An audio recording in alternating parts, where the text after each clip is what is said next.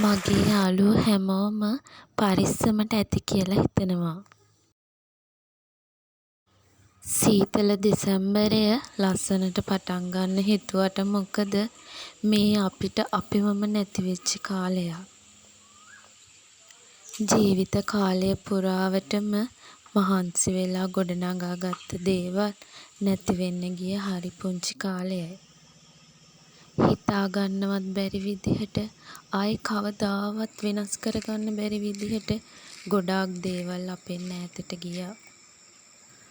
අපිට කරදරයක් නැති වුණාට අපේ රටේ අපේ මිනිස්සු කී දෙනෙක් නම් අසරණ වෙලා ඉන්නවද? ඒ මිනිස්සුන්ට වචනකින් හරි හයියක් වෙන්න තියෙනවා නම් ඒක ලොකු පිනක්. වැටිච්ච තැනින් අපි ආයෙත් නැගිටිමු. සමහර දේවල් අපිට ආයෙ කවදාවත් හරි ගස්ස ගන්න බැරි වෙයි.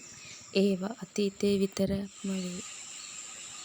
මේ ඉතින් අපේ ගෙවල් ළඟ ඉතින් මේ වගේ මේ පාර දිගටම මේ වගේ ණය ගිහිල්ලා තිබුණා. දවස් 3ක් විතර ඉතින් පාර වහලා තිබුණේ. බස් එහෙම වැඩ කරෙත් නැහැ.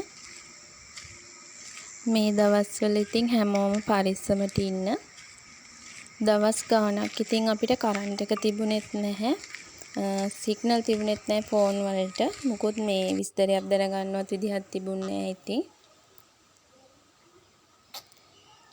මේ ඉතින් අපේ අදීෂ් බබා. එයාට දැන් ඉතින් මාස 5 ඉවරයි.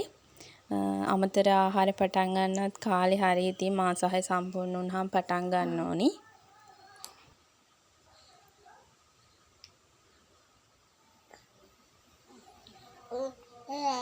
හායි.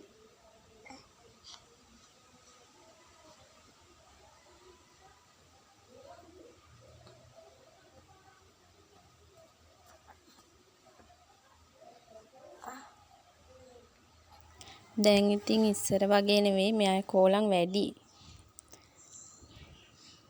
අද ඉතින් වීඩියෝ එකක් කරන්න කියලා ලොකු අදහසක් තිබුණෙත් නෑ. මොකද මේ රටේ ඉතින් අපි ගෙවපු දවස් හරිම දුක්බර දවස් ටිකක් ඉතින් ගෙවුනේ.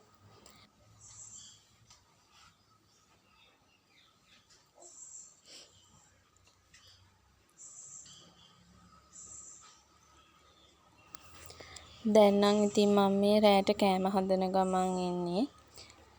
මෙහෙම ඉතින් ඉව්වට ඉතින් ගොඩාක් දුකයි. ඉතින් අද වගේ දවසක ගොඩාක් අය ඇති කන්න නැතුව. ඉතින් මේ ඒ අයට උදව් කරනවා. ගොඩ අය ඇත්තට මෙයාලට ගොඩාක් පින් සිද්ධ වෙන්න ඕනි. කෑම එකකින් වතුර බෝතලකින් හරි උදව් කරනවට. ඉතින් අපි හැමෝම පුළුවන් විදිහට එකිනෙකාට උදව් කරගන්න ඕන. මොකද මේක අපි හැමෝටම අමාරු කාලයක්.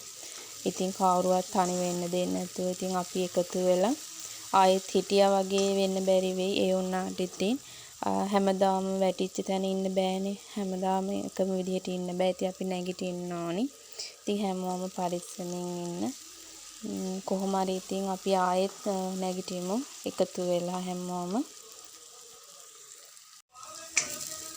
මං ඉතින් සැමන් කරි එකක් හදාගන්න හදන්නේ. සැමන් කරේට අලු කෙසෙල් කරි එකක්. ඉතින් මේ කියන්න ඕනේ කිරි දෙන අම්මලා ඉන්නවනේ. ඉතින් ඒ අයට මේ කිරි වඩන ආහාරයක් විදිහට අලු කෙසෙල් ගොඩාක් හොඳයි. ඉතින් මේ අලු කෙසෙල් කරි එකක් කන්න පුළුවන් නම් ගොඩක් හොඳයි. මව් කිරි දෙන අම්මා කෙනෙක්ට ඉතින් මේ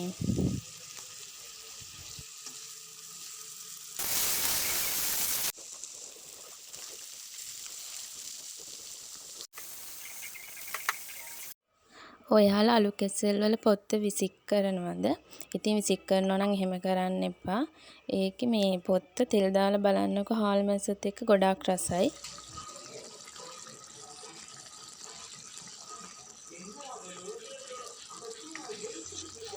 දැන් නම් ඉතින් සැමන් එකත් උයලා ඉවරයි.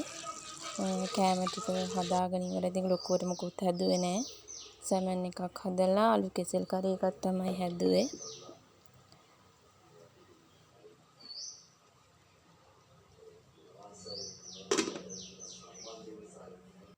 උයලා ඉවර වෙනවත් එක්කම ඉතින් කිචන් එකත් අස් කරගත්තා. එතකොට ඉතින් ලේසි. එහෙනම් ඉතින් අපි ගිහින් එන්නම් පරිස්සමට ඉන්න.